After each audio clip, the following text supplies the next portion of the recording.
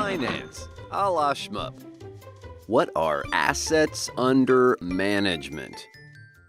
Aum. Yeah, that's how it's pronounced. Aum. Like the yoga mantra. AUM. Mutual funds charge fees based on the assets they have under management. The larger the asset base, the bigger the fees they can charge, and, size matters. All right, well, most fees are based on a given set of percentages of the total. And a lot of people only want the big mutual funds because, they pay their employees the big bucks, and presumably big money buys big talent, and that's generally true in baseball, right? Well, in a mutual fund family, for example, there are breakpoints in fees that look a lot like the structure of breakpoints in the progressive tax system of the United States. That is, different percentages are charged on different levels of, size. For the first $1 billion under management, a fund might charge 2%, like $20 million a year for managing that first billion. But then from $1 to $5 billion, the fee might be 1.5%. So on that next $4 billion, the fee might be $60 million a year. Then from $5 billion in assets under management to $15 billion, i.e. that next $10 billion in size, the fee might be 1% or $100 million on that next $10 billion of assets. For enormous mega funds, like ones with over $50 billion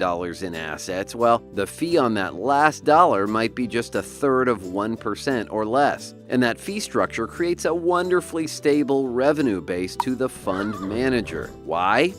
Why is this important? Well, the stock market's volatile, so the assets go up and down with the market, right? Well, why is it valuable? Because the lion's share of fees are generated from the, quote, early, unquote, part of the fund, i.e. the low dollar asset amounts, where the fees are a relatively high percentage. Think about a mega fund with $50 billion in AUM. Well, the fee on that last billion might be just that 30 basis points or 0.3% or just $3 million. Note that the fee on the first $1 billion of this fund was 2% or $20 million a year. So if that fund contracts, well, it's not that much of a loss. Like it could lose that last $10 billion in assets under management by going from $50 billion to $40 billion, which would be 20% of the total of the fund, but only lose like 3% of its revenues for the privilege of managing all that money. Why this fee structure? Well, the marginal additional work to manage $50 billion over $40 billion, well, it just isn't that much extra work. Got it?